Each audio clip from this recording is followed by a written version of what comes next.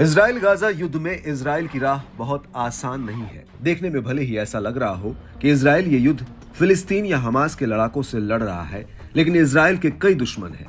Gaza, Lebanon, Syria, Yemen, Iran और Iraq जैसी ताकतें इजराइल के खिलाफ खड़ी हैं। इजराइल के हमलों का जवाब देने के लिए उसके दुश्मन आत्मघाती लड़ाकों की भर्ती करने से लेकर नए हथियारों तक का बंदोबस्त कर रहे हैं।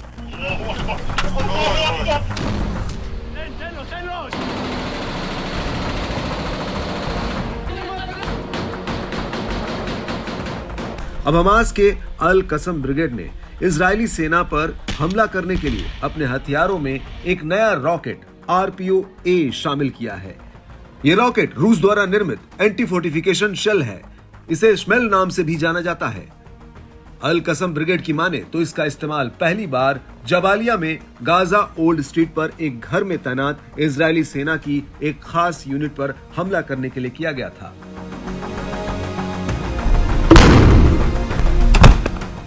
रूस द्वारा निर्मित इस पोर्टेबल रॉकेट की खूबियां जबरदस्त हैं, जो किसी भी युद्ध में बड़ी भूमिका निभा सकती है।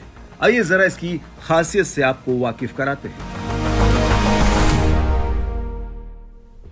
इस पोर्टेबल रॉकेट की अधिकतम रेंज 950 मीटर है। इसकी डायरेक्ट फायर क्षमता 300 मीटर है। यह रॉकेट लॉन्चर युद्ध के मैदान में पैदल सेना के लिए बहुत उपयोगी है। वजन में हल्का होने के चलते पैदल सेना इसे अपने साथ लेकर चल सकती है। इसे कंधे पर रखकर ही अपने टारगेट पर हमला किया जा सकता है।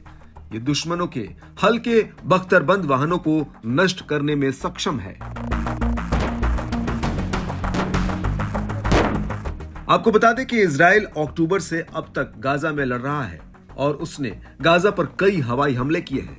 हालांकि इस जमीनी लड़ाई में इजराइल कमजोर दिख रहा है, क्योंकि उसे जमीन पर अभी तक कोई बड़ी सफलता नहीं मिली है। न तो हमास का कोई बड़ा नेता इजराइल के हाथ आया है और न ही अभी तक वो गाजा पट्टी पर कब्जा कर सका है।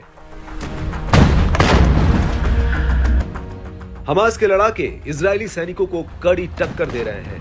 इस रॉकेट लॉन्चर के जरिए इस टैंक को उड़ाने का ये वीडियो बताता है कि किस तरह से ये लड़ाके इजरायली सेना के लिए मुसीबत बने हुए हैं।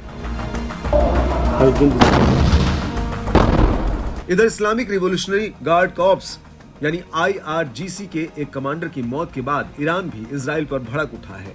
इजराइल को ठिकाने लगाने के लिए ईरान के IRGC की कुद्स फोर्स अफगानी आत्मघाती हमलावरों की भर्ती कर रही है।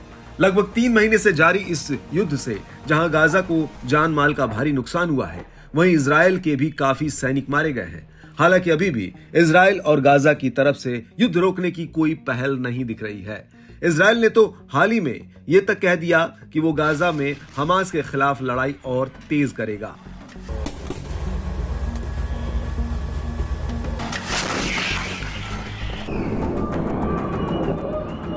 इधर ईरान ने भी अपने कमांडर की मौत का बदला लेने की कसम खाई है। ऐसे में इजराइल के लिए भी ये युद्ध बहुत आसान नहीं है। उसे हूती विद्रोहियों के हमलों से लेकर ईरान तक के हमलों को झेलना है।